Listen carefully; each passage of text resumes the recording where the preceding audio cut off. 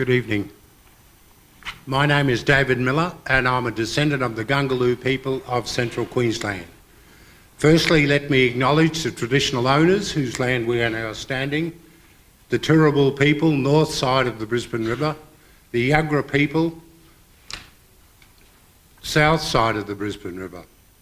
Let me pay my respects to my elders, past and emerging. As we gather on this sacred land, let us acknowledge that we are standing on country for which the Aboriginal people have been custodians for thousands of years, and our ancestors have been custodians for thousands of years, and on which we have performed age-old ceremonies and celebrations. God of the dreaming, great creative spirit, from the dream time you have given your children the good things of this earth, for the dense forests that cover the hills where the sun goes down in the evenings, to the whirling waters of Woolloongabba, the swampy lands and waterholes to the east, the local creeks along the tracks, to the mangroves along the Brisbane River. We acknowledge our living culture and unique role in the life of this country. May the spirit of this place bless us and keep us on a good path and walk with us in recognition, respect, reconciliation and restoration. And may I just add, may we all walk softly, gently and respectfully on our ancient land. Thank you.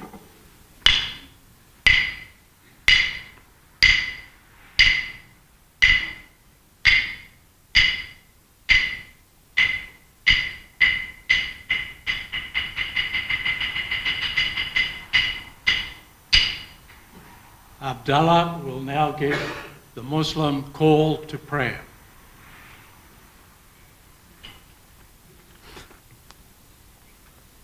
Allahu Akbar, Allahu Akbar, Allahu Akbar, Allahu Akbar.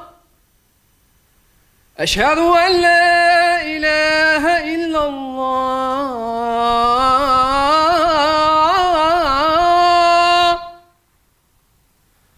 Ashhadu an la ilaha illa Allah.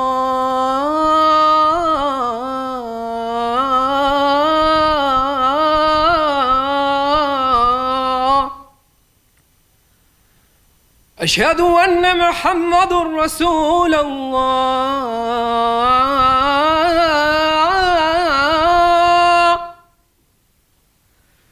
أشهد أن محمد رسول الله.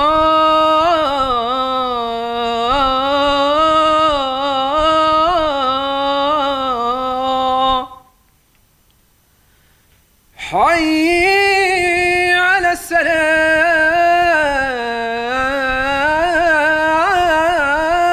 السلام، حي على السلام.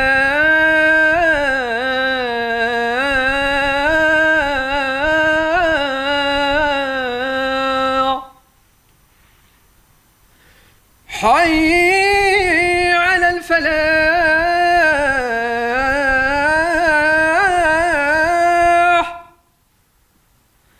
حي على الفلاح.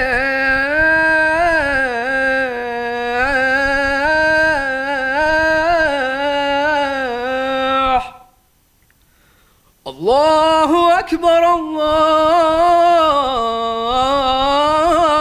أكبر. لا إله إلا الله.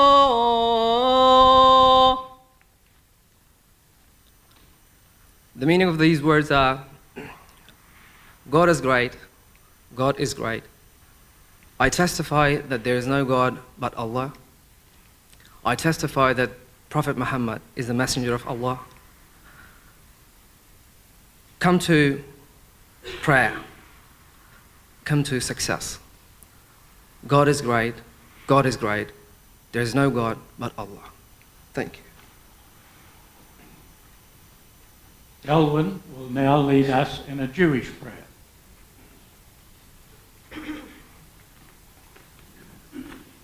When I was asked if I would give a prayer or a blessing, I automatically thought of the prayer called the Shema, a very fundamental prayer in the Jewish faith. Shema, translated, means to listen or hear. And I chose it for a few reasons.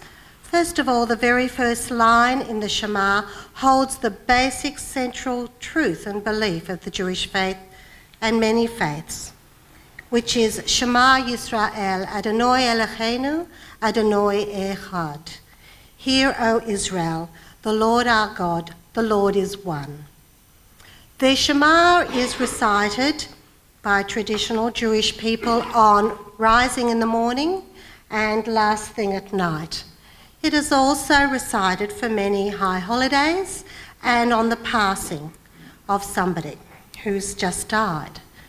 And I suppose most young Jewish people will say the Shema very often when they're little, when they're being put to bed, like their nighttime prayer. So I'll recite it for you first in Hebrew, and then I'll give you the English translation.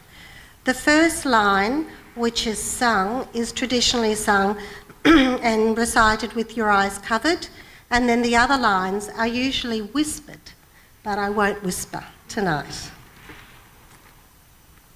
Shema Yisrael, Adonai Eloheinu, Adonai Echad.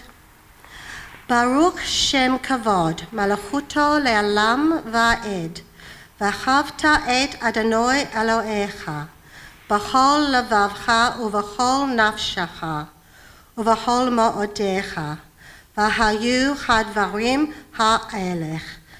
Asher anochi mitzvah ha'ayom, al vavecha, v'shenantam lavanecha, v'dibata bam, v'shitbacha b'shviktesha, uvlecha v'derech, uvshochacha uvkumecha, ukshematam laot al yadecha, v'yahu latot afot ben einecha, uchtavtam al mezuzot betecha uvish arecha.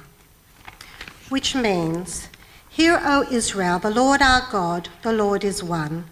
Blessed is the name of his glorious realm forever and ever.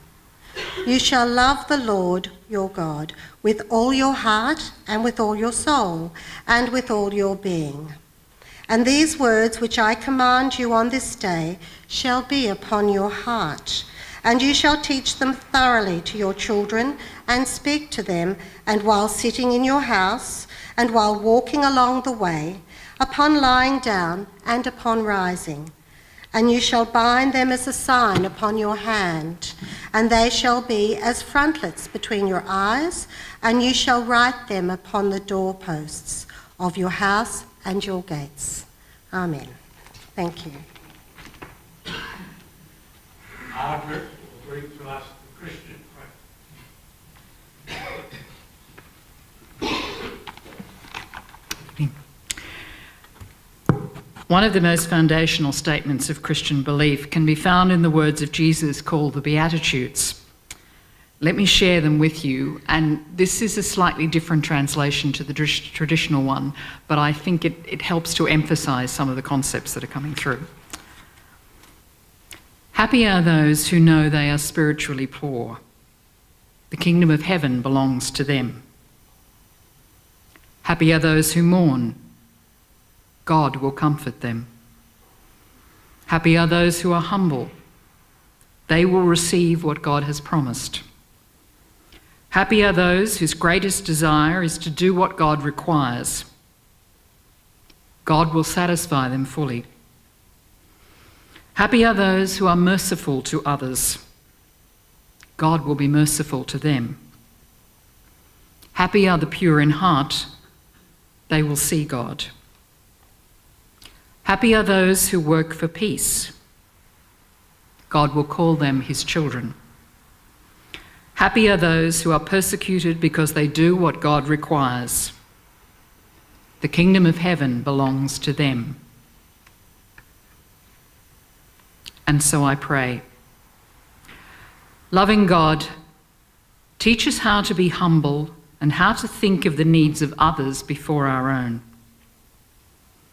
Teach us how to honour and respect all people of the world, for we were all made by you. Teach us how to be merciful to all those in need and to treat all as children of God. Teach us how to work for peace so that all, especially children and those in most need, can live in safety. Teach us how to love one another. In Jesus' name, Amen. Gurjit will lead us in a prayer from the Sikh tradition.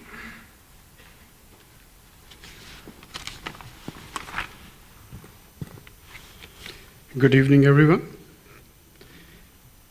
First of all, the Sikh greeting. Vaheguru Ji Ka Khalsa, Vaheguru Ji Ki Fateh. As per the Vedic traditions, we have three consciousness running the show in this world. There's a super or macro consciousness who is responsible for everything. Then within me, I have two consciousness, my outer consciousness running through my 7 holes in the skull, and my inner consciousness running all the vital body systems, including heartbeat, digestion, everything is happening. We don't even know we are breathing. So, Vaheguru Ji Ka Khalsa, the pure ones are those who have realized the inner consciousness within them while living. Once your inner consciousness, or once your outer consciousness merges into the inner consciousness, then you are a part of the super consciousness. And I've chosen this prayer about education today because the main theme today is awards night for our NBIG Interfaith competition.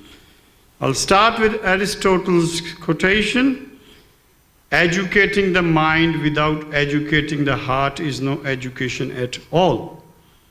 That will be my theme from our scripture. This Sikh scripture contains revelations from 35 liberated souls. This is especially Guru Nanak's hymn. There are over 8,000 hymns in the book. I've chosen the one which reflects what should be the education in the true sense. It restarts with Vidya Bichari Ta Parupkari Ja Pancharasi Ta Tirathvasi. Contemplate and reflect upon knowledge, and you will become a benefactor for others. The whole purpose of education is to educate ourselves and then become a beneficial for others. When you conquer the 5 passions, that's the whole aim of taking education. What are those 5 passions or evils in us? Calm, desire. The mind desires for everything. Krodh, when the desires are not fulfilled, he becomes angry. Lobh, greed. He wants to grab every single thing for himself, doesn't want to share. Moh, emotional attachment, especially within the family units or within one culture. Ahankar, the worst one is the ego. So until we get rid of these, there is no real purpose of education in the spiritual sense. What happens next? Guru vaje jeman lage to jam kahan kare mosyu aage. What is the ultimate aim when your outer consciousness goes into the inner consciousness? You shall hear the vibrations of tinkling bells in the inner self. Those revolutions start to appear in you. When your mind, the outer self, is held steady. Our mind is not held steady. It runs between this and this. There's only a difference of 12 inches. It vibrates a lot. Until it comes here, it doesn't receive any true education. The whole purpose of education is to bring your outer consciousness into the inner consciousness. And what happens next? Once your mind is held steady, you merges in the oneness within your heart and you become eternal. So, what are the 3-4 factors which we need to aim for? The virtues to combat the evils are, first of all, spiritual wisdom. The second is truthful living. You must live by the word. I would like to quote the Casablanca story when the father is the captain and the son is a sailor on the ship. What happens? The father has told the son that you can't abandon the ship until the captain says. The father is dead. The son is asking for instructions. No instructions come. The son doesn't abandon the ship. That is to keep the word. Justice for all, temperance, patience, courage, humility, and contentment. Let we pray for all these virtues can come into us through our spiritual scriptures. I will finish my prayer here. Amen.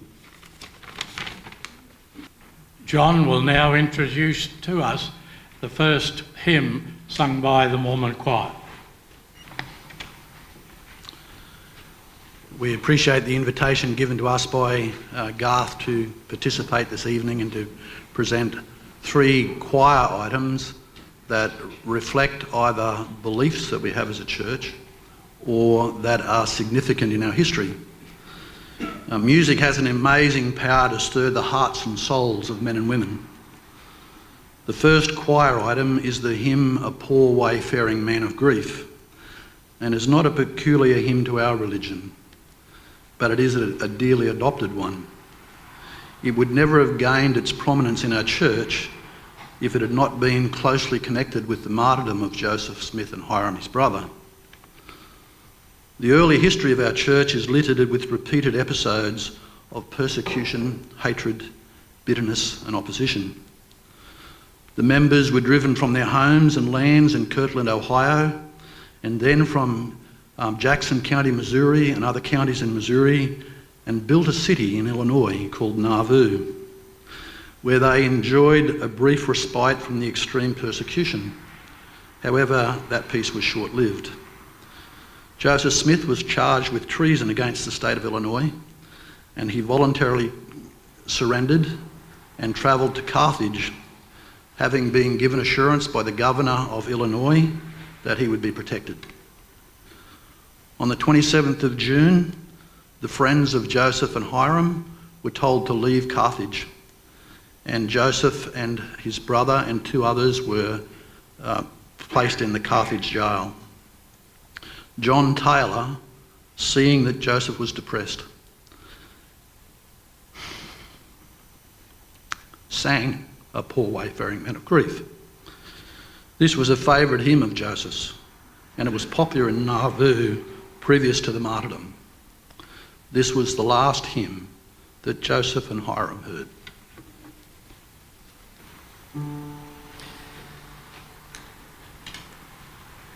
A poor wayfaring man of grief hath often crossed me on my way, who sued so humbly for relief that I could never answer nay.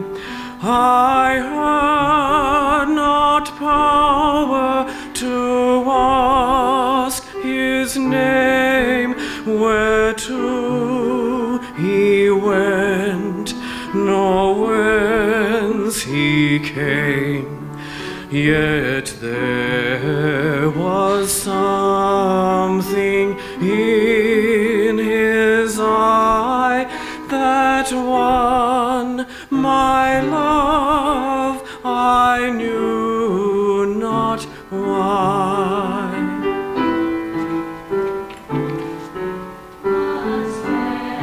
I stand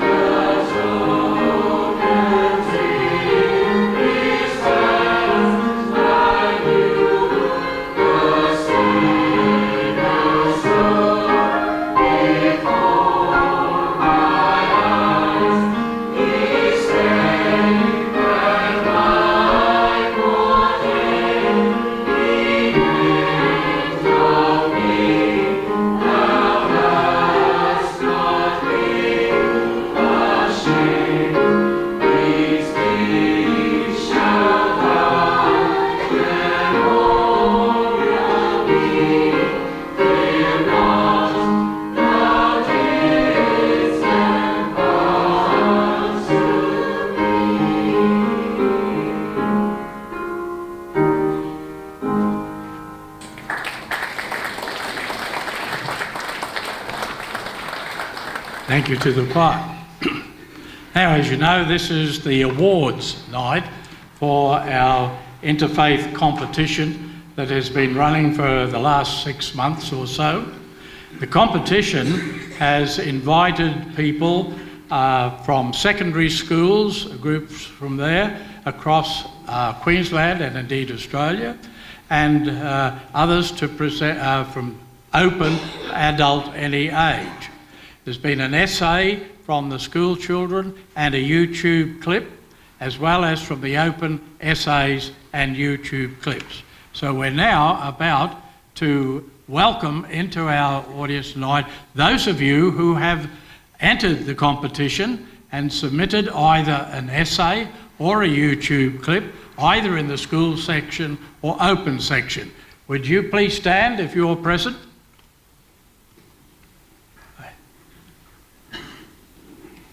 There were 19 people submitted essays and YouTube clips.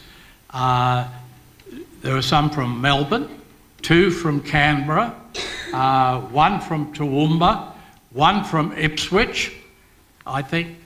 Jonathan, is it from Ipswich? The rest of you, on from the Gold Coast. Okay, Mohammed from the Gold Coast School, the Australian International Islamic College on the Gold Coast. They presented both essays and YouTube clips into the competition. Let us welcome our entrants.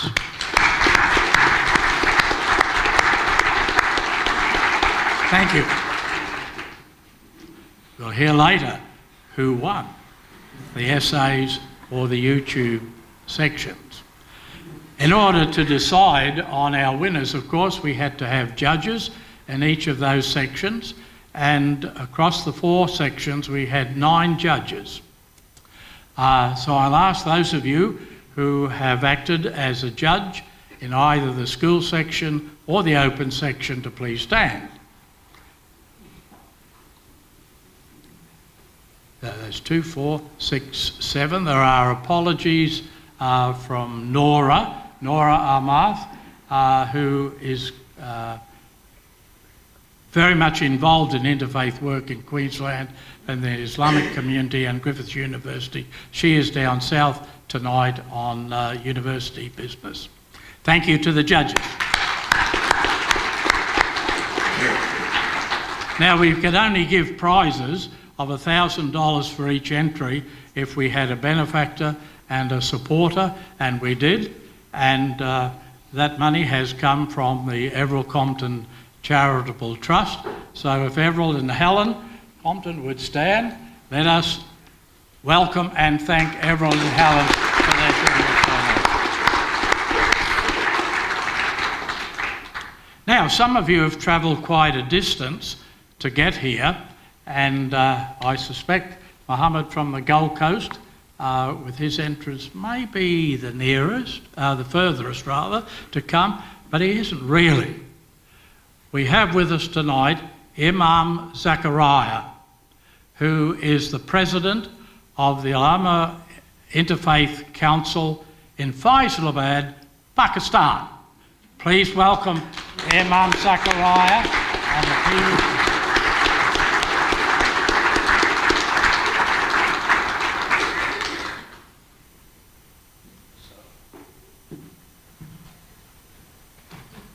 He is no stranger to us.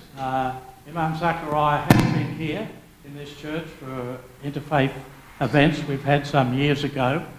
Now, he hasn't come all the way from Pakistan just to be here tonight. A couple of days ago, he sent me an email and said that he was in Malaysia attending a major international conference on interfaith. It's an Islamic conference in Malaysia, and said he was hoping to come to Brisbane and would he be welcome at our event on Sunday. And I said, by all means, let's know if you're coming. Would you like to bring us a greeting from Pakistan? Okay, you can use this mic here. Alhamdulillahi wahda wassalatu wassalamu ala man la nabiyya ba'da. First of all, I do apologize if I speak not good English because I'm not belong to here. So I come from Pakistan, and I'm very thankful to Reverend respected our friend Garth Reed to honor me, speak here and meet the great people in Brisbane. And I extend my congratulations to all of them who participated in an interfaith competition. So we think which time we are going in, the era and time, hate, violence, war all over the world, even surrounding us. You know, last time what happened in United Kingdom, and very sadly, and many Islamic countries now under the war, bombing, violence. So this time, very sad time, we need interfaith, not interfaith dialogue. This time we need interfaith harmony. Like you did here, we come together, we try to bring up people together, not just for one event or one occasion. We meet people, we teach our children peace and how we can live with others. So this is time, it's a good time, and it is a holy cause, what I think, for the interfaith harmony. And we are, as Reverend Guthrie mentioned, our organization, Ulama Council for Interfaith Dialogue in Pakistan. We are working since many years. And you know, the Pakistan situation is changed very fastly, and politically not sometimes is not good condition. So sometimes our government is accept the interfaith work, and the same work is not acceptable for other government. So it's very hard to work over there, but we did a lot of work over there, and we had and organized many seminars, get-togethers, Eid celebration, Christmas celebration, Ramadan fasting, break fasting, and some other program. And even our organization, we went in the courts with our Christian brothers, Hindus, for their justice in the public as well. And we faced many threats as well from some people, but we did a lot of work. So I extend my congratulations and thanks to all of you, and especially our best friend Garth Reed. And we hope and we want to work with Australian organizations to bring people close for the harmony, for the peace, and less in the world, the violence and war. Thank you very much. Assalamu alaikum.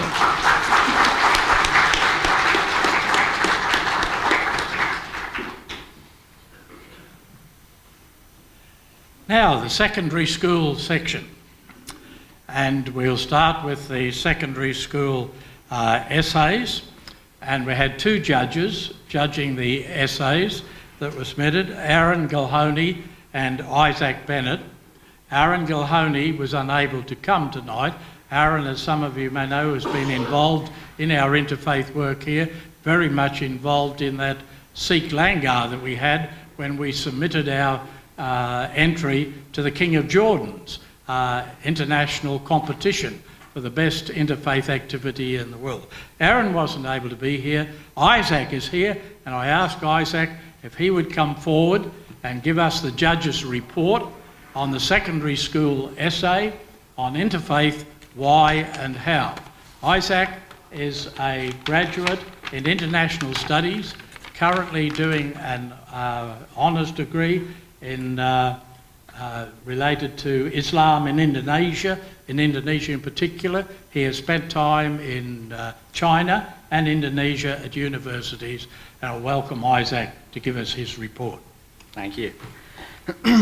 First of all, I would just like to commend all of the entrants to the high school essay competition on their efforts.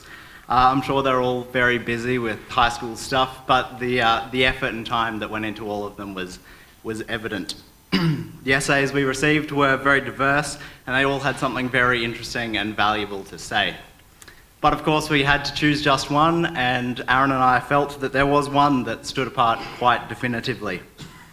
We felt that this entry was an excellent reflection of the general theme and makes a very compelling and positive case for interfaith.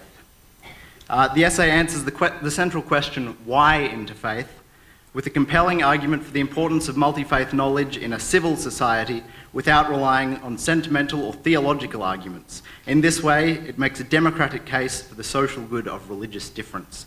As you can probably tell, that's a quote from Aaron. I didn't write that. In answering the subsequent question of how do we do interfaith, the essay gives numerous practical suggestions for interfaith work, with a common thread being the necessity of education and especially learning from religious difference. There are also concrete proposals, and this is one of the things we particularly liked about it, concrete proposals for how we might go about interfaith in areas of education and the media, and even proposed an interfaith symposia of some sort.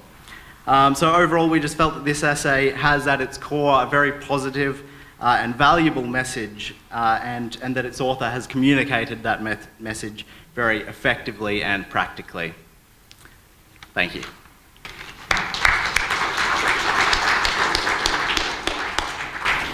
Now Isaac has here a sealed envelope, and in this envelope there is a certificate and a cheque for $1,000. He doesn't know the name, nor do any of the other judges, and everyone who made this possible will open this envelope and declare the winner of the secondary school essay competition. Yes, can I, like they do at the Oscars, can I drag it out a little bit? I just want to say something about the involvement of the charitable trust that bears my name. When you set up a charitable trust in the laws of Australia, the founder is not allowed to decide alone how the money goes. You must have independent trustees who can outvote you, and there are 3 other trustees, and occasionally they do outvote me. But on this one, it was quite unanimous. The trustees were of the belief that interfaith relationships are now vital in every community in the world, and that should be fostered. Second thing is, we are great admirers of Garth Reid and the work, the leadership that he gives in interfaith activity, and our city is fortunate, Garth, that we have someone of your commitment, and so our involvement in this is a tribute to the excellence of all that you do. Thank you. Now, can I just say one other thing? I'm reading a book at the moment about the manuscripts of Timbuktu.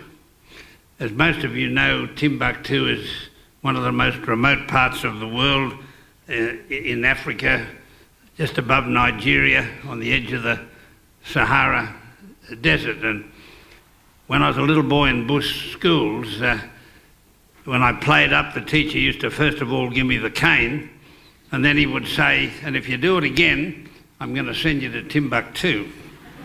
And so I decided I better go home, and if Timbuktu was worse than the cane, I better go and find out where it was and what happened.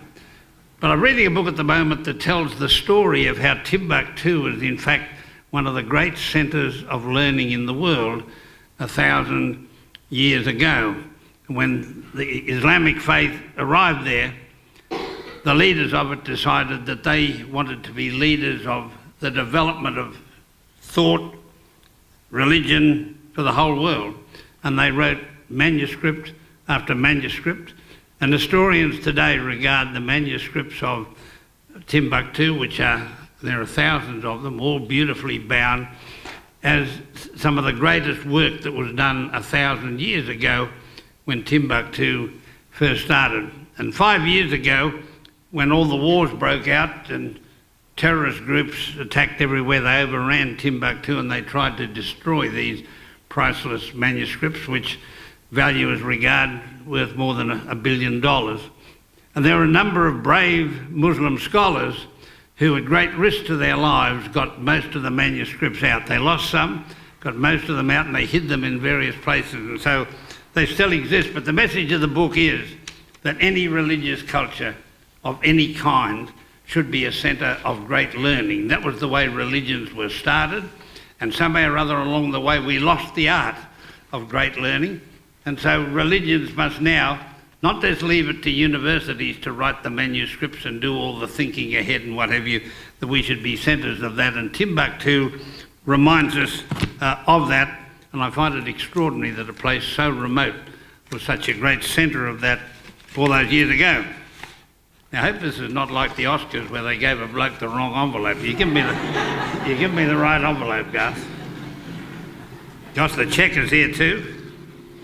And the winner is Jonathan Vang.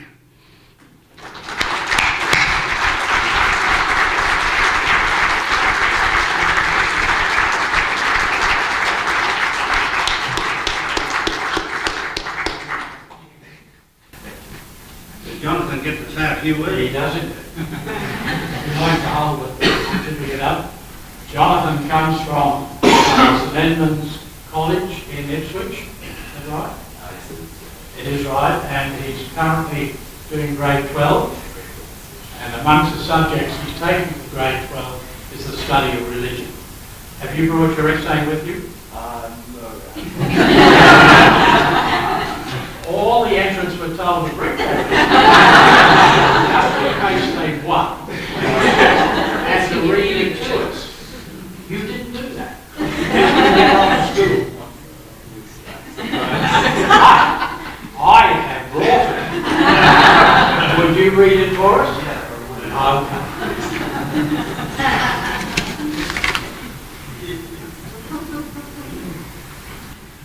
Alright, just before I read my essay, I'd like to make some special acknowledgements. First of all, to Garth the Reed and to Isaac and Aaron for judging and making this night possible.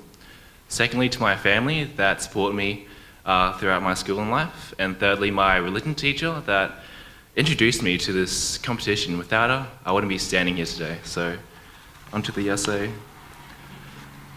Renowned religious leader, the Dalai Lama, believed that the purpose of religion was to control yourself, not criticize others, restraining and engaging with our human emotions by criticizing ourselves.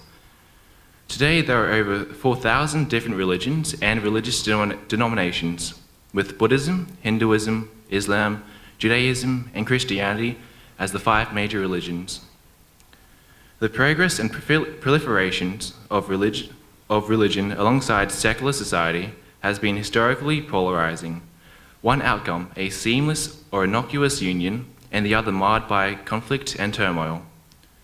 Thus, in a society where religion is the driving force in the lives and ideologies of its many adherents, it is crucial for communities to not only foster tolerance between diverse faiths, but embrace their members.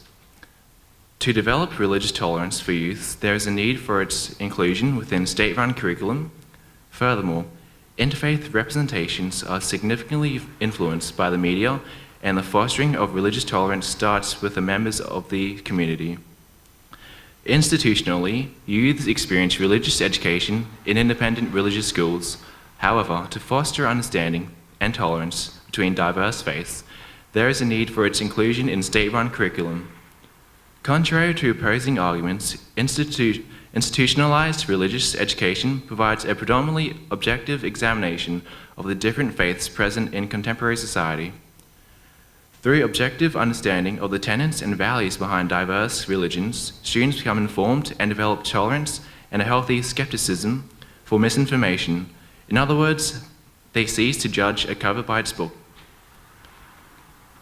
cover. Kevin Donnelly from the Australian Catholic University correctly argued that ignorance often breeds hostility and suspicion, whereas knowledge and understanding lead to tolerance and respect. Far beyond learning to love thy neighbour, through religious tolerance, they as the future generation will be compassionate towards the diverse faiths in the community rather than seek to discriminate. Proponents of secular schooling may argue that religion within a government school is a method of indoctrination, but this is a grave misunderstanding of the nature of religious education. It, instead, provides an unbiased community that equitably treats and is enriched by each faith present. Thus, the key to positive interfaith relationships is understanding, and the education of the future generation whose ideologies will ultimately shape the world's social climate. The mass media also plays a vital role through positively and negatively impacting interfaith relations. It can attribute misinformed stereotypes and impart bias upon certain faiths, fostering resentment and xenophobia. In today's social climate, there is a widespread fear of foreign ideals, faiths, and appearances that has grown through media bias and trends. The prevalent example is that of Islam, where Western media in particular has indirectly or directly generated the preconception that Muslims are all responsible, capable, or at least supportive of extremist acts. As conscientious people, we choose to draw the meaningful values of religious texts, such as the Bible, and discount certain parts based on our understanding of the values and times in which they were written. The same discerning approach should be applied to reception of information from the media, where the media intentionally applies or fails to eliminate bias. We must make no assumptions regarding a faith based on the actions of a portion of its followers. Pope Francis, the leader of the Catholic Church, addressed this, affirming that fundamentalism is not just an Islamic problem and is something which exists in all religions, including the Catholic Church, referring to it as a disease of all religions. To promote interfaith relations and combat this disease, the mass media must take responsibility for the immense power it wields in affecting the beliefs of its audience, who for reasons of convenience, ignorance, or complacency uncritically accepts what is presented. Professor in the Department of Media Studies, Stuart Hoover, claims that we need to understand the larger cultural questions of the location of religion in public discourse, and the role of the media as guarantors of that discourse in supporting, shaping, or challenging it. The fair and equitable representations of faiths is paramount, as is the inclusion of programs such as community Q&As, interfaith talk shows, faith-based news, and simply the portrayal of members of diverse religions, free of stereotypes in entertainment media. Ultimately, it falls to us, the members of the community, to understand that the mass media may impact interfaith relations through intentional or interpreted bias, and as such, critically evaluate the information presented. Religious tolerance, first and foremost, takes its roots in the community and its members. The establishment of an interfaith community and the gathering of diverse faiths to share in experiences could allow individuals not only to develop tolerance and acceptance, but also embrace their fellow neighbors. By developing tolerance in individuals and individual communities over time, this will create a society that embraces diverse faiths. Such gatherings have been a success at interfaith symposiums where cooperation through constructive and positive interactions occur. Former editor of The Age, John Holdings, argues that 1 out of every 5 individuals against the Islamic faith in Australia have never actually met a Muslim. Thus, these interfaith dialogues provide an opportunity to embrace those individuals whom have been suppressed by society. Meetings of members of different faiths, where an exchange of stories, ideas, or simply greetings, even once a month, can eventually alter the values or beliefs of an entire society. This collaboration would allow the diverse faiths to express any ideas or concerns for not only their respective religions, but for others as well. This symposium of sorts could be an accepted practice that not only develops religious tolerance, interfaith bonds, but also enhancing the presence of religion collectively in the lives of people. It is vital for communities in a society where religion has significant influence towards followers to foster both tolerance between diverse faiths and embrace their members. The inclusion of religious education in state-run curriculum is necessary for youths to foster tolerance. The media's role influencing interfaith relations is crucial, and religious tolerance begins in communities and in their members. Although historically the interfaith relationships often brought complications, religious tolerance for diverse faiths is where its synergy is most pronounced. Thank you.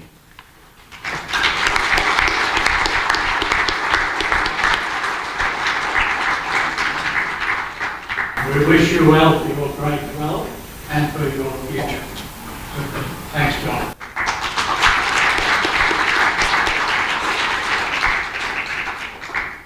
We now come to the YouTube entries by secondary school people, our students, and our judges for this are Alan and Dennis. And if Dennis in the back and Alan, would you come forward, please?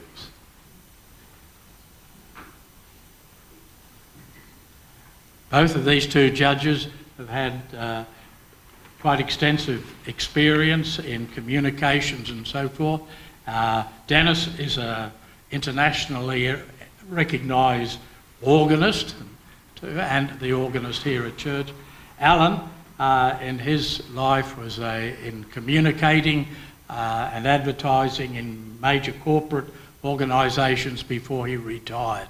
And both of them know a lot about producing videos. Let's hear their report on the secondary school YouTube video clip. Thanks, Garth. Well, it's quite a challenge to produce a video, even a 5-minute video. And this was also a challenging topic, especially for secondary school students.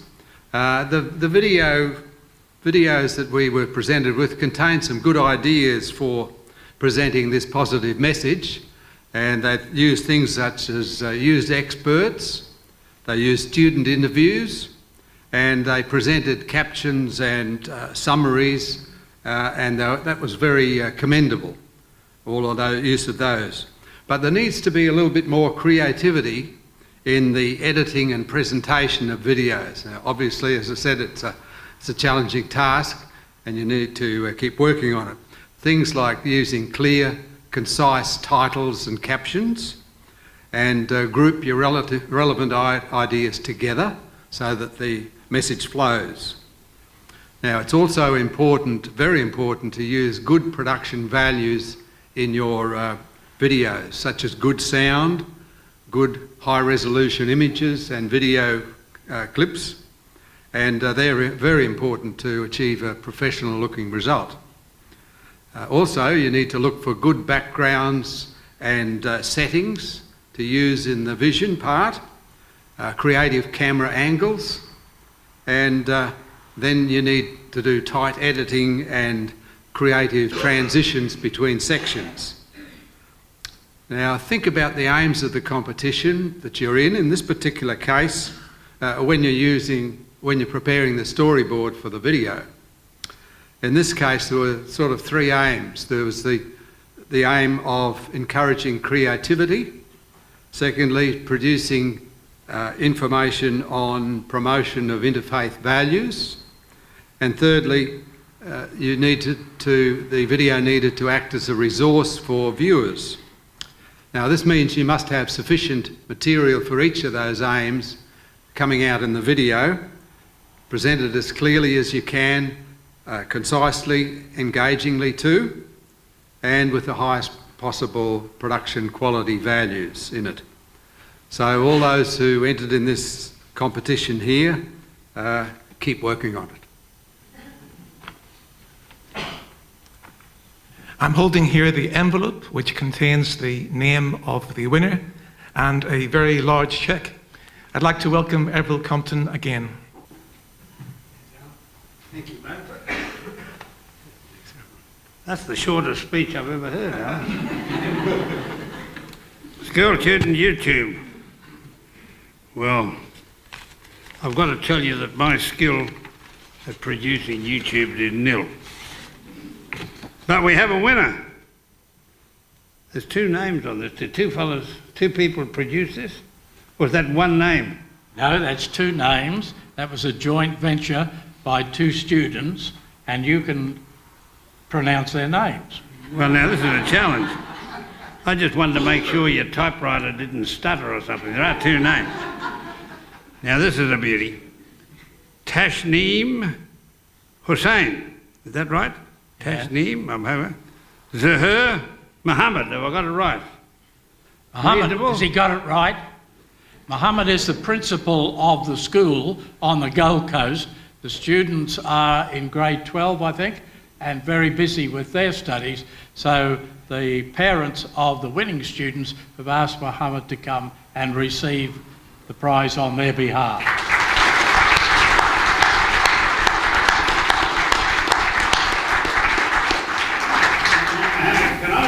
I can trust you to take the cheque back to the government. Pass on our best regards to them. Thank you. You want to say something?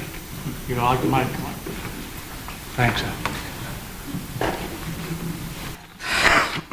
Well, the students have asked me to convey some words, and I'll just relay what they have to say. Distinguished guests, ladies and gentlemen, first of all, we would like to offer our love and support to all those who lost loved ones in London, Manchester, and in every other act of violence.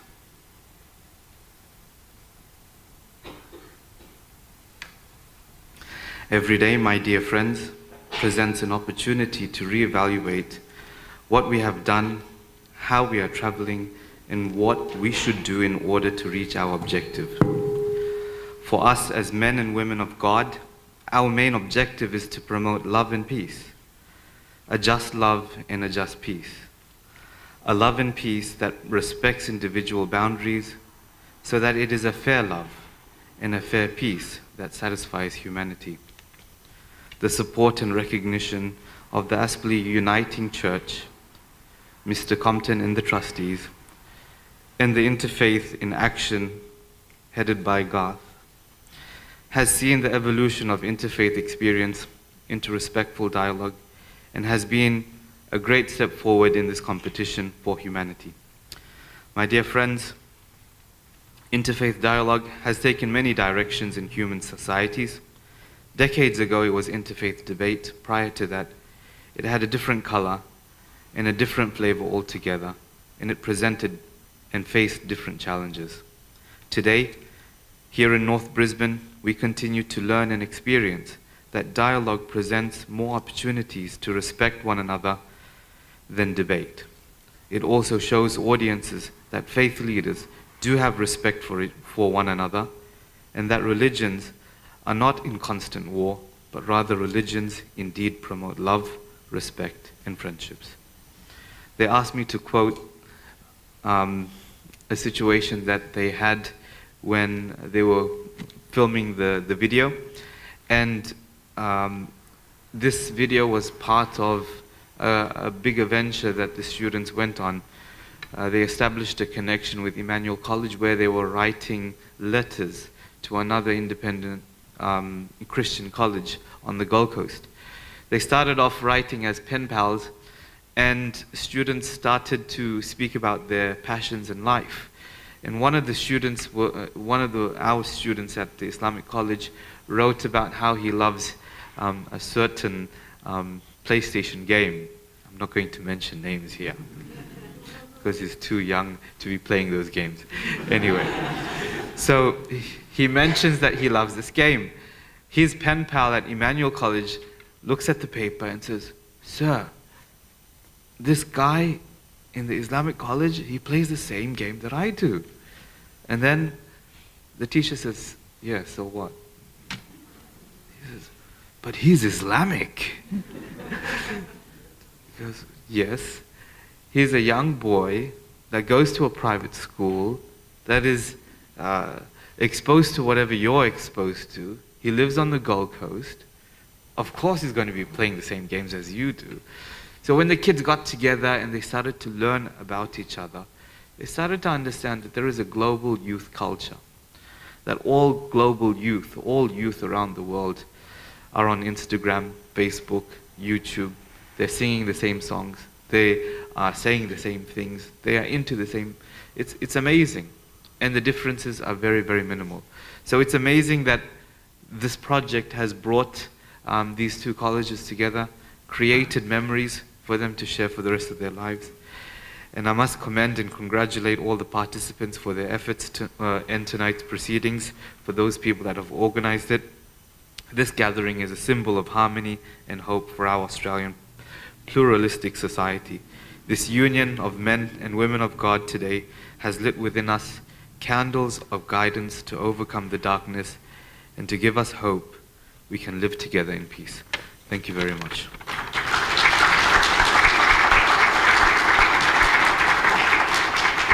We will now watch the students' video.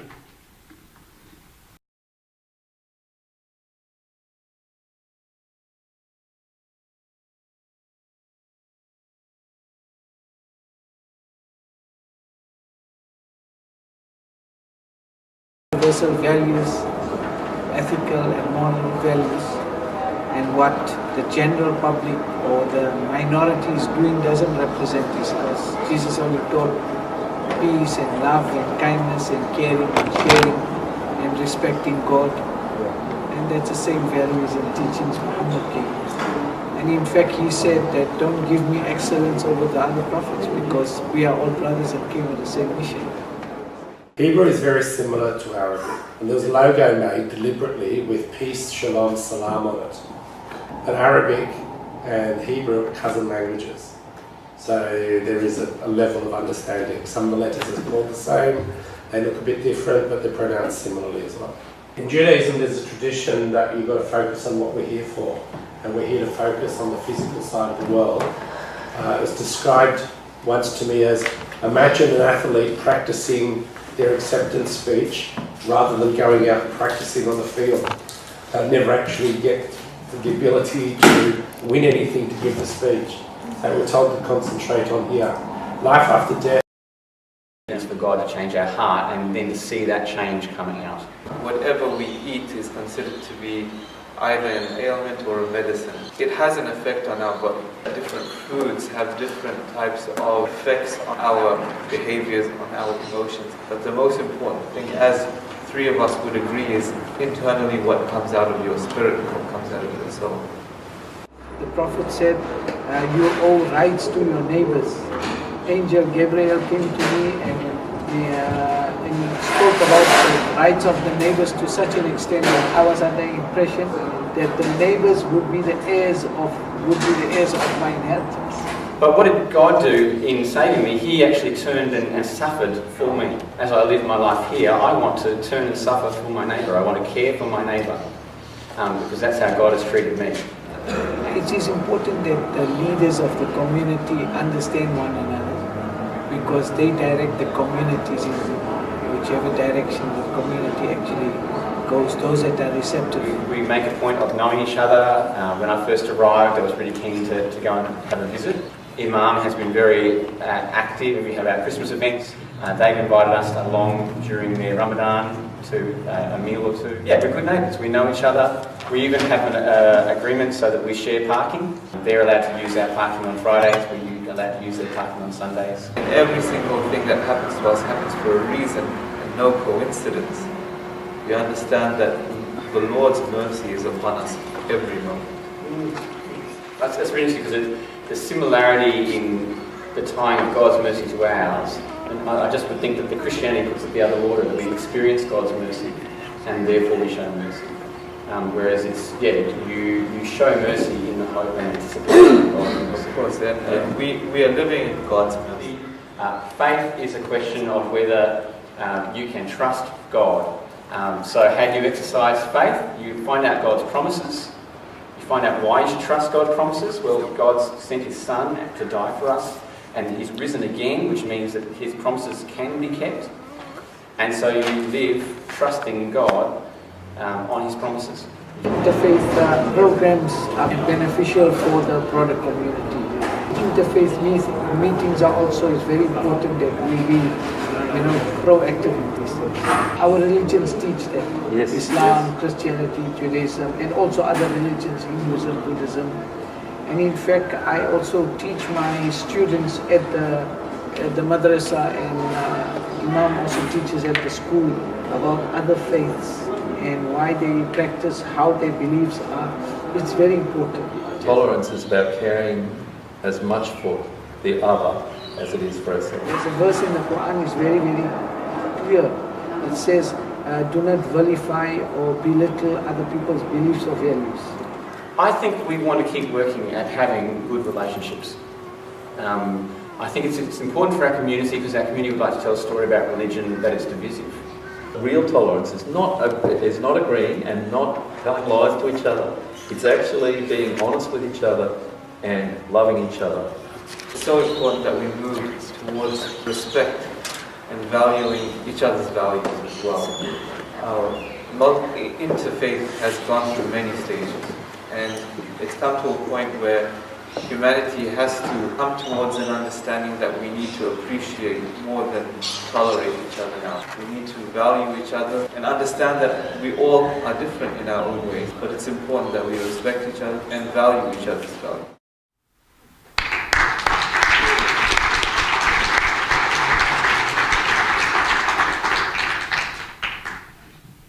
The second choral item that will be presented tonight by the choir is a hymn that is peculiar to our church. And the name of the hymn is Come, Come Ye Saints.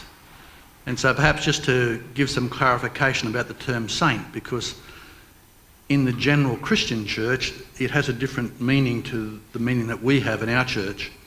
The word saint in the early Christian church just meant a member or a person who had accepted Christ and had entered into covenants. And so when we say, come, come ye saints, it really meant, come, come ye members of the church.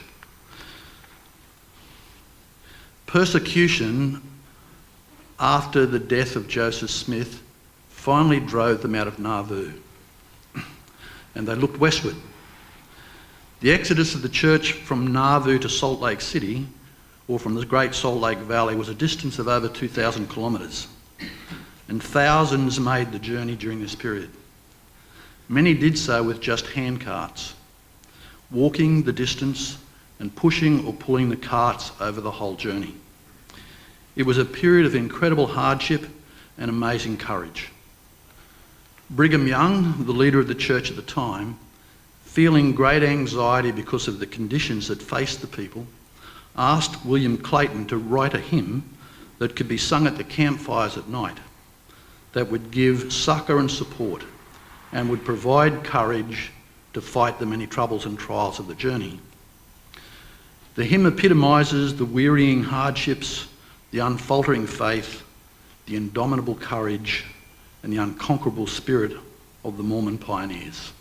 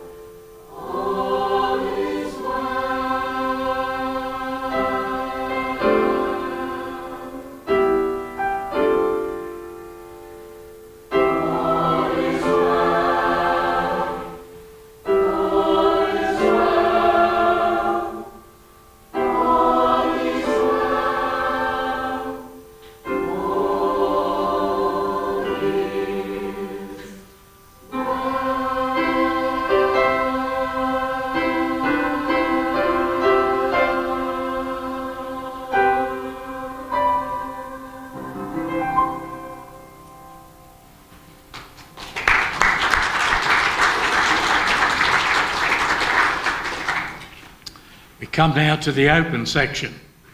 And with the open essay, we'll welcome our two of the judges. We come up to the lectern, Jim Tunstall and Gary Everett.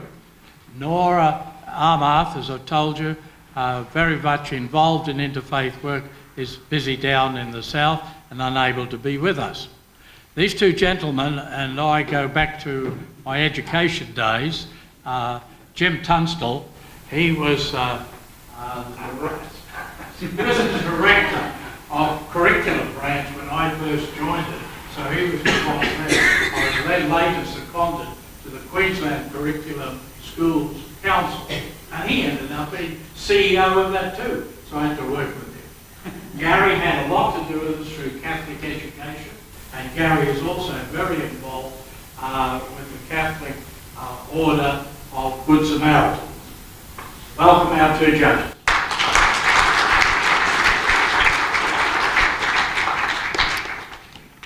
Good evening, everybody, and thank you, Garth, for the invitation to be involved tonight.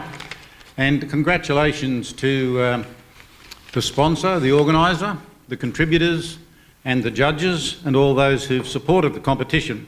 I think it's a splendid example of an interfaith activity in itself. Okay? I'd like to commend the choir too. It's the first time I've heard them. They've sung beautifully, and during the last song, Come, Come Ye Saints, I was reminded of a little song I heard today on ABC radio for the first time, and it was written by a lady from Redland Bay and their community choir down there. And she's written it specifically hoping to sell it to the Commonwealth Games organisers, I think. But anyway, the title of the song is We Are Calling. It's a bit like the Come, Come Ye Saints. We are calling you to come. It's a lovely song, and it's very patriotic about Australia. And it would be excellent, I think, as a song for the Commonwealth Games, a wonderful theme. We are calling you to come and be with us. It's great. So I want to make just a couple of little comments before Jim has the final say. And that's to say that as the three judges, we acted independently and yet together. So we made our independent assessments, and then we teleconferenced or emailed each other, and amazingly the winning essay was a unanimous decision. So it was a bit like the Jeff Horn fight at Lang Park recently. All judges were unanimous, which was encouraging for us, and in the end was a tribute to the winning essay. We were given 8 criteria by which to assess each essay. Now, 4 of these criteria were good criteria about an effective piece of communication. So structure, logic, clarity, all of those kind of things. And 4 were about interfaith aspects to judge it on. And the 5th criterion was the key one. And it was, in what way does the essay illustrate the theme, interfaith, how and why? Or why and how. So you might think that's a fairly simple assignment for the judges. We've got all these clear criteria to assess it by. But we first of all had to reach a bit of agreement as to what we understood by interfaith, how and why, so that we were coming from the same hymn sheet, so to speak. And you might think that's fairly easy to do, but I want to tell you a little story that shows one of the pitfalls in judging these kinds of essays. And this is a true story. And it happened just after 9/11 in America when the Twin Towers were brought down. And this lady sent an email around an office, and she was explaining to the people in her office how good God was in looking after 17 people who for various reasons failed to turn up to work on the day the Twin Towers were destroyed. So God looked after these 17 people. They all had a valid reason to be away. But in her mind, it was an example of how good God was. The trouble with that theology is what happened to the other 3,000? Did God forget about them, or did God not like them, or God wasn't good to them? So you see, you can put constructions on things when it suits, but sometimes it's always not an accurate way to look at the content of what's happening in your life. So we had to struggle with all of those kind of things. But let me say about the winning essay that I was impressed personally by this essay for the following 5 reasons. The essay is all about interfaith being an integration of faith and life. So it's not just about being faith-filled in a particular faith, but how that faith influences your life and the life of those around you. Very strong component in this essay. The second one was that interfaith is about valuing diversity, not about trying to make everybody like us, but learning that there is a value in diversity. The third strong point in the essay was that interfaith is also about politics. It's about how we live our lives as people together. It's about living in community, and it's about living as an individual. So the author explained very carefully how the interfaith must flow through all of those levels of our life. Fourthly, interfaith is about building hope. Somebody once said, the first and last task of every leader, is to give hope. And this essay certainly gave hope. And finally, the essay underlined the fact that interfaith is about celebrating small successes. We're on a long journey in the interfaith journey, and to celebrate small successes is vitally important. So the winning essay told a very simple story, but it told it in a powerful and touching way, and in the end portrayed interfaith activity as God at work in the world for all of us. Thank you.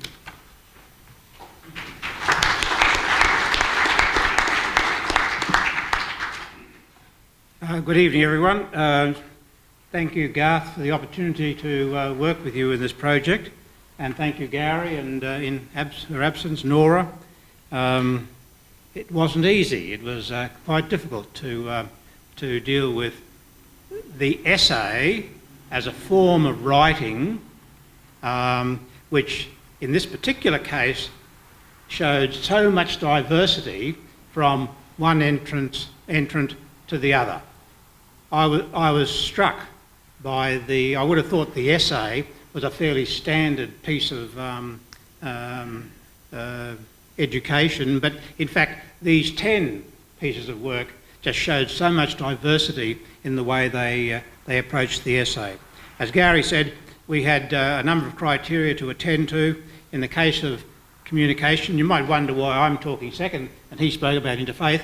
Well, the thing about certainly Nora and I think Gary and I discovered too, was it's all very well having a view about interfaith, but unless you can get the message across, unless you can present the information and help to communicate the important issues in interfaith approaches to interfaith work, then it might all be to no avail.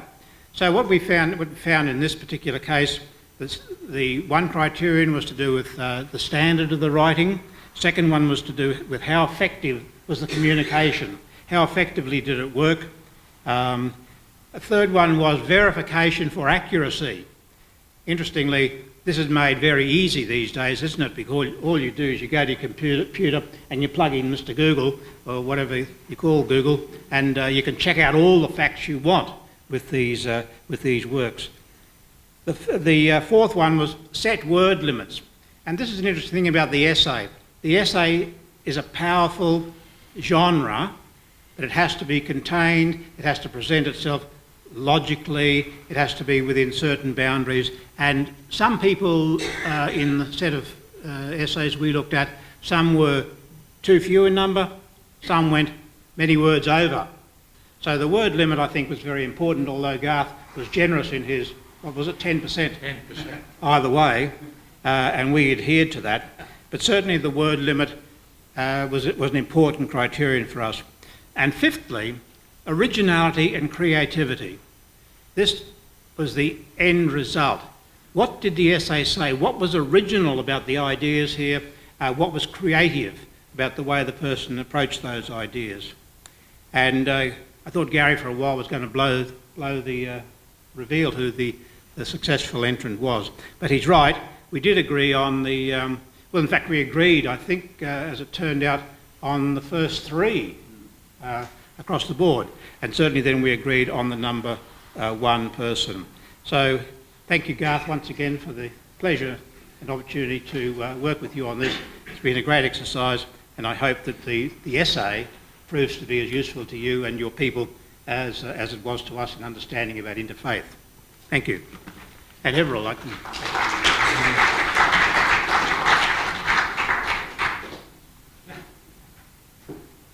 Thank you, mate.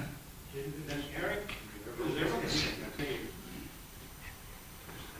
Can I tell you a little interfaith story?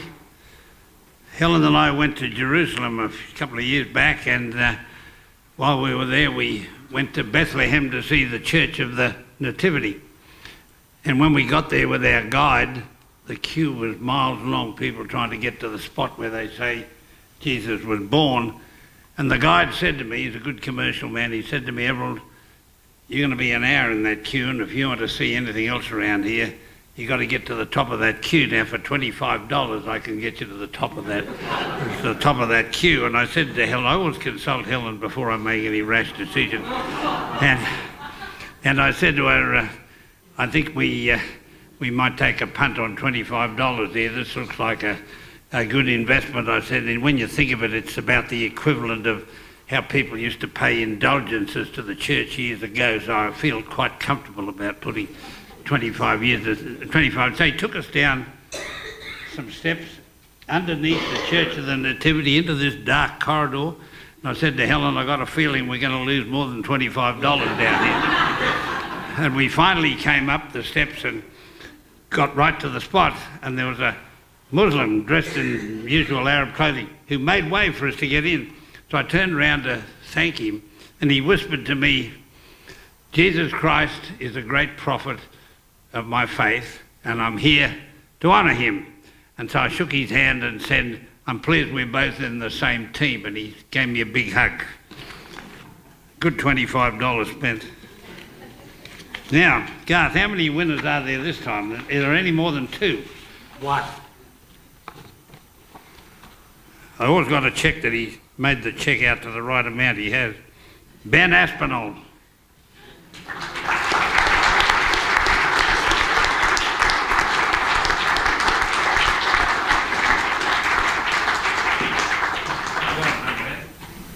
Don't spend it on the way out, will you?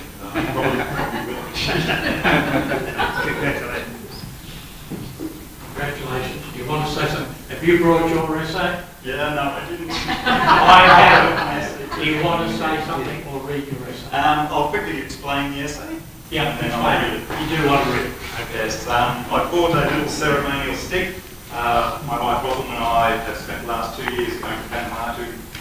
We're both physiotherapists, and we wanted to start a disability service on one of the remote islands of Vanuatu on the island of Malakula. And so we've been doing on the island of Malakula. We've been going for the last 2 years to start this disability service off our own back. We've made some very good friends there. We're part of a family there now.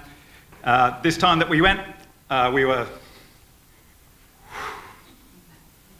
made members of the village. We were accepted to the village. They planted a stone for us, and this is the ceremonial stick that we were given as a thank you. We attend church there, and interestingly enough, the church that we attend is the Church of the Latter-day Saints. You know, the branch is Wallarano on the remote island of Malakula. And so that's our community. So, yes, and so I'll read the speech. Essay, please. Read the essay. Never been so nervous in my life. I'm a school teacher too. Interfaith, why and how? Think small. By the third rooster crow, Rima wakes to start her day. She... Do you want Ros to read? No, she's my sister there now. She, like all other women in the village, gets up at 4:30 every morning to rekindle the fire inside at the front of the hut. Her husband stays sleeping at the rear of the woven bamboo walled home. Her 4 children are asleep in the other small hut just next to theirs. Her first act is to kneel beside her sleeping mat on the dirt floor to say a prayer to Papa God.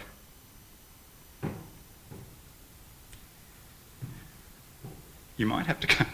And then she starts baking bread, as much a religious ritual as to provide breakfast for her family. But to Rima, they are one and the same. Rima is a deeply spiritual and devout Christian, as is the way with most Nivan, the people of Vanuatu. She proclaims that all she does is for God. It is still dark outside, but she can hear all the women of this small, closed-packed village in the remote island of Malakula in Vanuatu setting about their similar, routine, ritualised days. Rima is a Mormon now. However, she grew up a Catholic. She is raising her children under the umbrella of the Mormons. The 2 young male missionary elders will be visiting Rima's branch today as part of their circuit around Malakula. She will have to make sure that she gets all her children to the modest, thatched meeting house on time. No island time today. The boys must wear their white shirt and tie. The girls will wear their modest dress. They must impress the elders. About half her neighbours are Catholic. The other half are an eclectic mix of Presbyterian, Seventh-day Adventist, Baha'i and animists. Her village, Wallarano, has a population of 400 people who are mostly related through an ancient familial lineage that has occupied this same village for, well, forever, says Rima. Rima knows all their religions. As part of this community, there are now 2 Muslim Indian families who volunteer in the village and some Taoist Chinese living in a construction camp nearby who have come for a few years to build the first paved road on Malakula as part of a Chinese aid project. They are all welcome. There are some expat Aussies and New Zealanders who have come to this idyllic place that time has forgotten to live a Buddhist existence. Vanuatu is still largely a subsistence economy and the family garden is the primary livelihood and source of survival. There is no electricity on most islands. These Buddhists live quietly and are accepted in the villages. This scene of faith diversity is repeated all over the 80 islands of Vanuatu in a population of only 240,000 people living scattered across a landscape limited by volcanoes and inaccessible forests. It is the most language and culturally diverse nation on earth with about 110 distinct languages. Each language group has accompanying distinct cultural practices. According to mainstream media, you would think this religious diversity in a small place would create a cauldron for interfaith conflict. However, it is quite the opposite. Vanuatu is consistently proclaimed as one of the happiest nations on earth. This year it was declared 4th place in the Happy Planet Index. Also, according to travel advisories by governments around the world, Vanuatu has the reputation of a low crime and low conflict nation. Having been to Vanuatu now 8 times, my wife and I can see that happiness and peace are not just statistics, it is reality, and quite different to anything else we have experienced. We are both physiotherapists working with people living with disability. We first went 5 years ago as tourists and felt an immediate affinity for the way the Nivan interact and treat each other. We keep going back as volunteers, hoping to start a community-based rehabilitation service for people with disability. That is, training local people to monitor and look after people with disability in their own village. Rima is our friend now, and we have become part of her family and village. She will be our field worker in Malakula. She sees this as an opportunity to live her faith by serving people of all faith in her own and surrounding villages. Interfaith in action. Sometimes when we look at the enormity of need for people with disability in Vanuatu, we get frustrated at how small our project is and how we can only reach a small group of people. But Rima has the answer. She tells us that there is a traditional saying in Vanuatu that small is beautiful. She reassures us that the well-intentioned acts of just 1 or 2 people, even if it only helps 1 or 2 other people, is just as worthy and beautiful in the eyes of God as an act on a large scale for a multitude. It is sometimes hard for us, from busy and big Australia, to remember this. Using the definition of interfaith as the cooperative, constructive and positive interaction between people of different religious traditions and or spiritual or humanistic beliefs at both the individual and institutional levels. It is obvious that Vanuatu and the Nivan, like Rima, are a living example of interfaith harmony in action. When you take time and look deeply into each layer of Nivan society, that is, the national institutions, village life and each individual, or you can see why interfaith is practiced and how it is achieved successfully, with seemingly little effort or awareness that they are even doing it. Starting first with the institutional level of the national government, it is easy to see why and how interfaith is a reality in Vanuatu.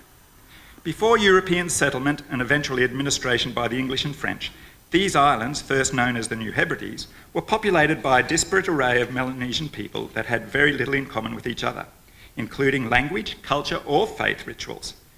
What they had in common was trade, and they intermarried because of their understanding of the need for genetic diversity in small island populations. Also in common was their belief in ancestor worship, animal spirits, spirits in non-living phenomena such as volcanoes, and black magic. We might classify them as animists today in our lexicon, but even this definition is not adequate to describe their deep sense of spirituality and how it rules every action of the day. Then the Christians came to civilise and govern them, firstly with missionaries, then with Western bureaucracy. Faith, the Christian faith, was used as the uniting force to bring these islands together for the first time under one banner. Of course, the aim of the missionaries was to bring the Nivan to the Christian faith and, by natural attrition, eliminate their animist beliefs. Because of the vast expanse of remote and inaccessible lands, the animist faiths survived, and today 7% of the population still identify as animist. The 86% of Nivan today who are Christian adopted the denomination of the mission that came to their village. There also came a strong influence of non-Christian faiths such as Buddhism, 4%, and Baha'i, 3%. What the statistics don't tell us is that nearly all of the Nivan Christians still believe in and enact their lives through many of the animist, ancestral worship and black magic faith practices. Vanuatu's religious profile is truly unique and is considered to perhaps be the only country that can boast that religious tolerance is not a far-fetched idea. So, in 1980, when the people succeeded in becoming the Republic of Vanuatu, the tribes had to come together as one nation. To unite this kaleidoscope of faiths, interfaith harmony was essential. Vanuatu has been successful in doing that. So how has this small population of simple living people with very little formal education or monetary wealth created a truly harmonious multi-faith society, achieving what large, affluent, educated nations have been unable to do, despite having vast resources and higher level education? How has small managed to be beautiful? Primarily, the Vanuatu Parliament was established deliberately retaining the traditional and powerful influence of the tribal chief. The Council of Chiefs remains as an arm of their democratic institutions, acting as a house of review to ensure that all legislation is consistent with traditional values, faiths and practices. The founding document of Vanuatu, its constitution, has interfaith practice front and centre. The small preamble states that we, the people of Vanuatu, proud of our struggle for freedom, determined to safeguard the achievements of this struggle, cherishing our ethnic, linguistic and cultural diversity, mindful at the same time of our common destiny, hereby proclaim the establishment of the United and Free Republic of Vanuatu, founded on traditional Melanesian values, faith in God and Christian principles. And for this purpose, give ourselves this constitution. The small yet powerful proclamation recognises the existence and importance of traditional faiths and values while embedding these alongside one uniting faith, Christianity. Small is beautiful. This preamble reinforces why interfaith is essential to safeguard previous achievements and freedom and realise the common destiny of people. The simple truth of these small, seemingly common sense statements can be demonstrated in nations around the world where interfaith conflict reigns. Past achievements are forgotten, freedom is a casualty, and mindfulness of a common destiny is lost. The next level down is the structure of this society is the village. In a village, traditional law is known as custom, which includes traditional faiths. Custom exists alongside the modern legislative framework of Vanuatu. In each village, the chief is responsible for both custom and legal matters. He must maintain both custom and law and order. There are no police in the village. To maintain a harmonious, lawful society, he must practice interfaith by acknowledging the equal value of each person in his small jurisdiction, including their faith, and apply a unique blend of traditional custom and legal rules to his determinations. Interestingly, black magic is included in his jurisdiction. My wife and I have witnessed a couple of examples where what we would call a crime was committed through faith-based black magic practices. The matters were taken to the chief for a determination and sentencing. The black magic nature of these acts was understood and accepted by the chief and the community, so the determination was that a crime outside established faith was not committed, and there was no punishment. There was consequence, but this fell under the practices of traditional faith rather than Vanuatu law. If the chief had not accepted the traditional faith, he would have stirred up inter-family rivalry and there would have been retribution. All the community accepted the decision and peace was maintained. To an outsider, this may seem incredulous, but it works. Interfaith practices keep the peace, and the chief, through these small, everyday actions, knows how to do it. Small is beautiful. Lastly, I come to the individual level. There is more to tell about Rima. After church, this very devout Christian goes to perform her tribe's traditional dance, which involves costumes, movements and rituals representing and celebrating the animal spirits and worshipping the ancestors. Frequently, she tells us stories of current and past black magic activities occurring in the village that have caused disability, deformity and death of her neighbours. She desperately tried to stop us going to the volcano as tourists because there are bad spirits there and they will harm you. She was genuinely concerned for our safety. She asked us instead to stay for the circumcision ceremony of her two teenage sons to be performed according to traditional faith, so the boys will be accepted by her ancestors as men. When we asked Rima about how she reconciles both a devout Mormon Catholic life and a traditional faith life, she is almost confused by the question. To her, there is not a dilemma. These are all her faith. She is an example of interfaith within the one person. They all hold validity for her and are compatible parts of her identity that cannot be separated. Nor is there a need to separate them. Rima is a good person. Equally, Rima feels no need to question others' faith. To Rima, their faith is part of them, as equal as any other characteristics such as gender, height, personality and age. We don't question those, so why question faith? In reality, most Nevans have a syncretic religious faith that mixes Christianity and local belief. In Vanuatu, interfaith harmony exists at the smallest level. Within each individual, small is beautiful. Hopefully, this small case study shows that interfaith harmony can and does exist. Why? For unity, law and order, freedom, to safeguard past achievements, realise our common destiny, and even achieve internal peace. How? Through cherishing diversity and doing individual small acts for others and within ourselves. We need to stop highlighting the big failures of interfaith conflict that grab the news headlines and cause us to despair. Instead, we should recognise and take comfort in the small acts of interfaith that happen every day, everywhere. Small is beautiful. If we added up all these small acts, I believe we would see a beacon of interfaith harmony which outshines interfaith conflict.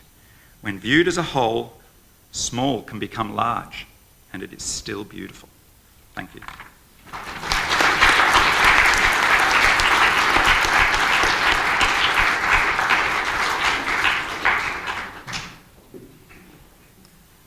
Now, the open YouTube. Bring our entries to a conclusion, and our judges are Ronald. Where's Ronald? Where are you? Oh, here she is. Ronald and Rob. Where's Rob's over there? Rob is head of department at a local high school, head of department for the arts, and Ronald is the state director of an organisation Australia-wide known as Together for Humanity. I would like to share a story before we go into the judging, because we're the last ones. I was thinking that many of the things that were said today is very connected to the work that we're doing in Together for Humanity, which is diversity education in schools. So everything that was said today about why do we need to invest in children is because they are the future. And if we work with them when they're young, we will make a difference. And I'd like to share a story that is very much connected to the choice that we've made today about the winning video. I am from Israel, and when I was 16 years old, Israel and Egypt signed a peace contract.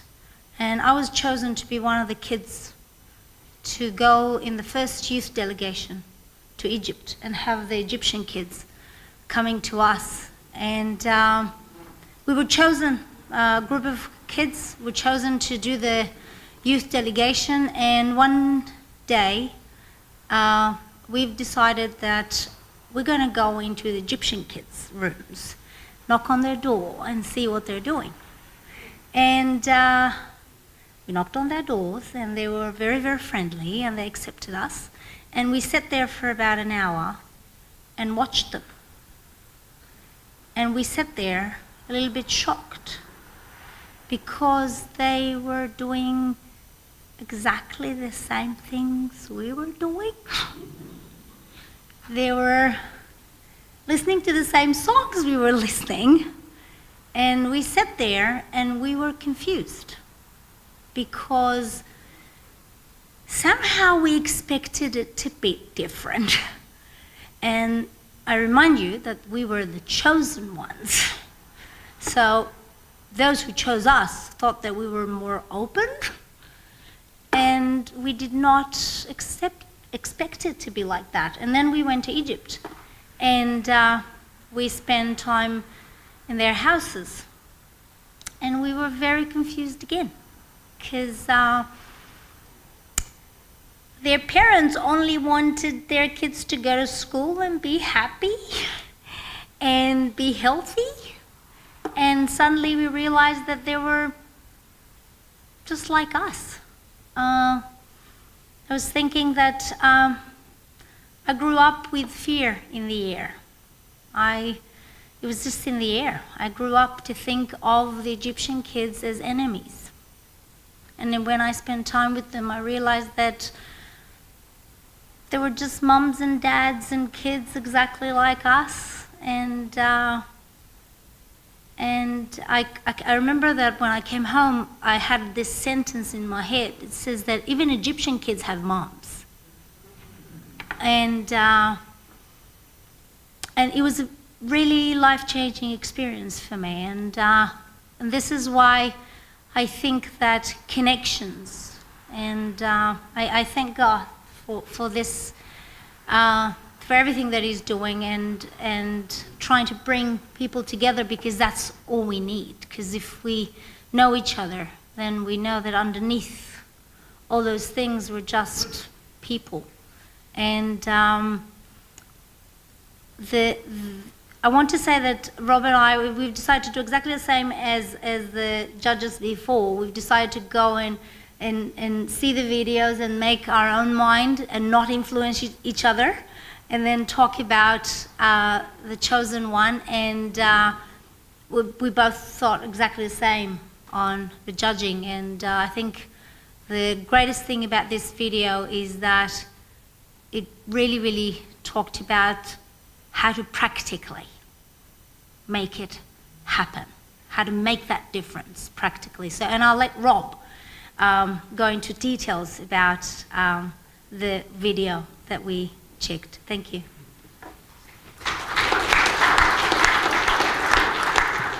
I think I was asked to be a judge because I knew how to get to YouTube. Was probably the first criteria. Just look, a little congratulations to all of the entrants. It takes a long time to do videos. You write an essay and then you go and record some clips and do voiceovers and titles and all that kind of stuff. So it takes a long time, and just 5 minutes of video can take hours of editing, producing, and getting it all ready. Some of the ideas of the clips that we judged ranged from a global scale to kind of local case studies in communities, and that was great to see the breadth of the entries. From viewing all of the entries, I'm personally encouraged by the activities of communities, both locally and also globally, and in particular the activities of students and their schools, and that to me is showing a willingness for teachers and for the students to engage in that process of understanding and putting things out there. The winning entry, as we've already alluded to, demonstrated clear and a relatable message on both the why and the how of interfaith activities, and offered a video which was concise and utilised the video medium very well in its delivery of that message. Some areas of improvement, and this is very similar to already the other YouTube category for students, areas of improvement that we saw, it was really that quality of the video and the audio production. Using text-heavy slides or just focusing on like an image slideshow really didn't kind of grab us in the same way that, that other videos that didn't focus on those did. And the other thing was just the audio quality for interviews and voiceovers. As a whole, that could have been improved because that's the clear message that's coming through from either interviewees or voiceovers. Observing the time limit has been a bit of a theme throughout tonight, but just again, if you're going to put an entry in, just have a look at that time limit, and also look at the way that you're editing the story together so that it is sequential in some way and engages the audience. Many entries needed a greater focus on the how, and that was really lacking in some of the entries. Focusing on, yes, a case study, but how can we take things out of that and take it into another community that might be different. So congratulations again. I'm not going to ramble on. I now invite Everald to come up and to present the winner of the Open YouTube category.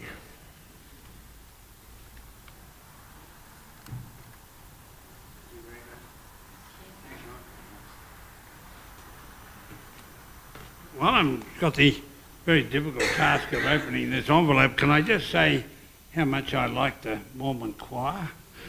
I want you to know that 40 years ago, Helen and I went to Salt Lake City. We went to the Tabernacle and we got in this long queue.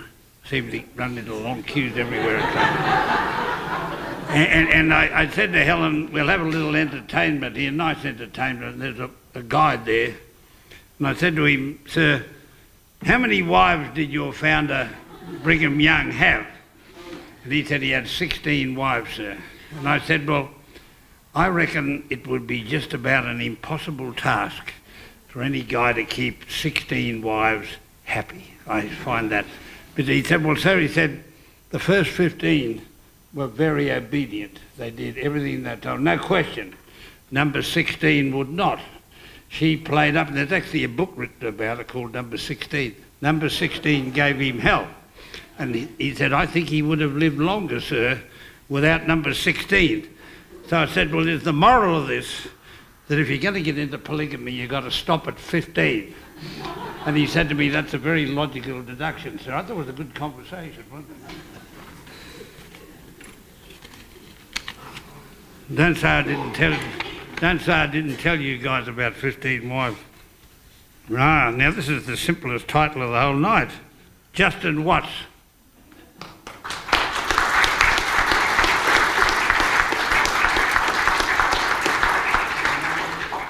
Justin is not here.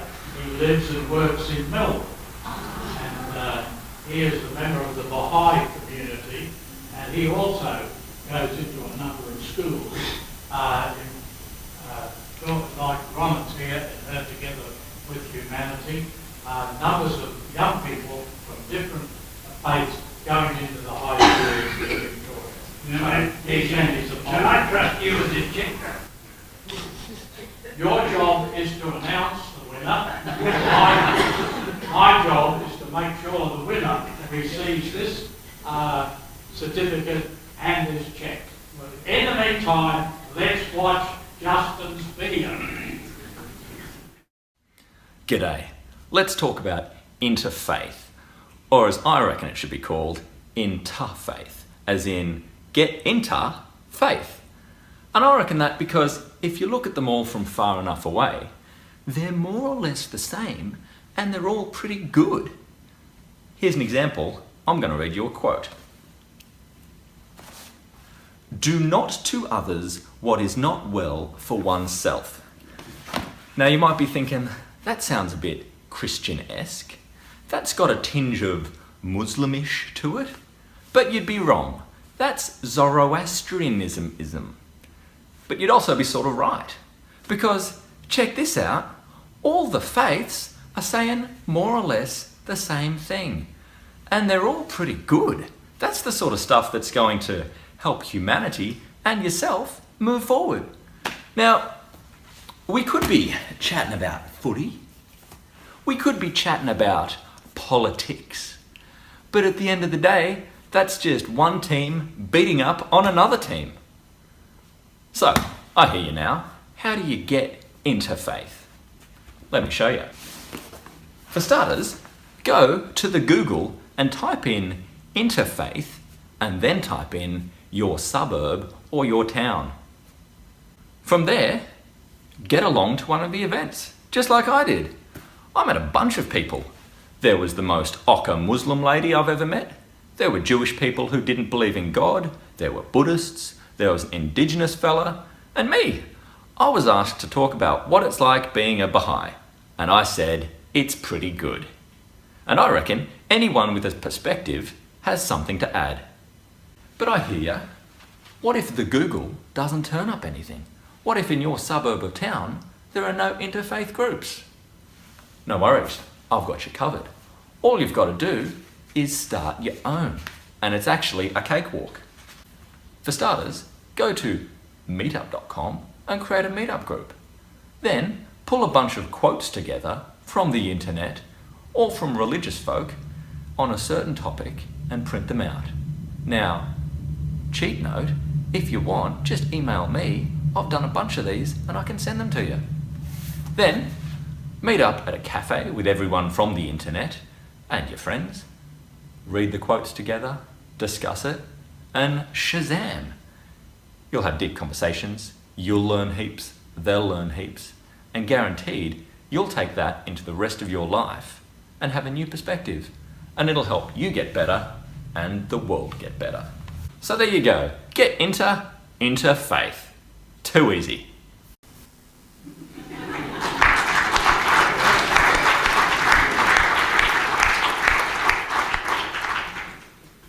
In Matthew chapter 25, verses 37 to 40, we read, "Then shall the righteous answer him, saying, Lord, when saw we thee an hungered and fed thee, or thirsty and gave thee drink? When saw we thee a stranger and took thee in, or naked and clothed thee? Or when saw we thee sick or in prison and came unto thee? And the king shall answer them and say unto them, Verily I say unto you, inasmuch as ye have done it unto one of the least of these my brethren, ye have done it unto me." God would have us do his work and do it with energy and cheerfulness. That work, as he has defined it, is to succour the weak, to lift up the hands that hang down, and to strengthen the feeble knees. It is to minister to those who are in need. It is to comfort the bereaved. It is to visit the widow and the fatherless in their affliction. It is to feed the needy, to clothe the naked, to shelter those who have not roofs over their heads. It is to do as the Saviour did, who went about doing good. We are our brother's keeper. We are neighbours. I spent my youth pursuing an education, reading Westerns. They were 110 pages long, and I could read the end, decide if I wanted to read the book, and then read it.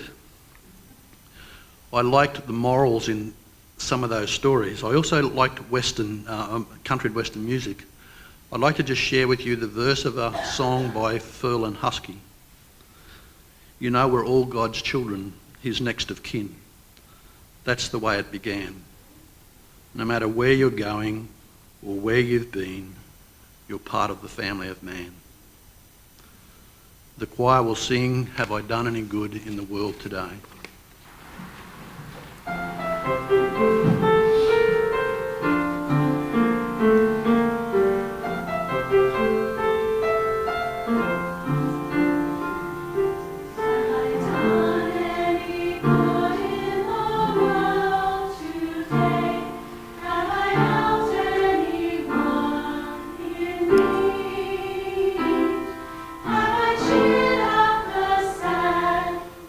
Song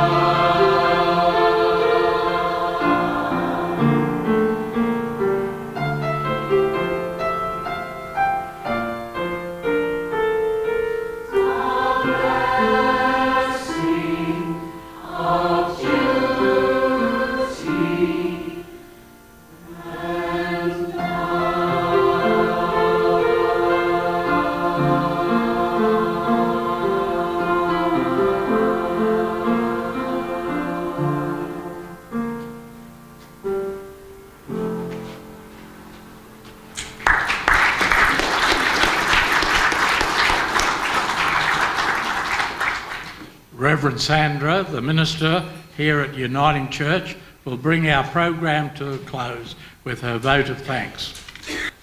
Thank you. Got quite a few people to thank. First of all, thank you everyone for coming. It's been great to have everyone here. Just name a couple: the stewards who do all that necessary work in the car park, the door, the kitchens, the signs, and the projection operators. Thank you. For Ralph and Ying, who have recorded this event tonight, thank you. For the drinks and nibbles that were so beautifully served by all the young people from the Mormon Church, thank you so much. For John, where's John? He's over there. Yes, John, who, of course, I see you from time to time. You come and visit us. It's great to have you with us today. And the most incredible Mormon Brisbane North State Choir. You absolutely superb, really well. Thank you. For David Miller for acknowledgement of the country, and for our multi-faith prayers brought by Abdullah, Gail Paratz, Margaret Nailon, Surrender Prasad, and Greet Baines. To Everald Compton for his charitable trust, Everald and Helen, thank you so much. Without you, this would not have been possible. Thank you. For our 9 judges, Isaac, Aaron, Alan, Dennis, Jim, Nora, Gary, Rob, and Ronnie. And of course, for our 19 entrants, which wouldn't have been possible without you. Thank you very much. Now, just to totally finish it, Reverend Garth asked me if I would finish with an Irish benediction. So I will, a little Irish blessing, which I'm sure most of you know. May the road rise up to meet you. May the wind always be at your back. May the sun shine warm upon your face, and the rains fall soft upon your fields. And until we meet again, may God hold you in the palm of his hand. Amen.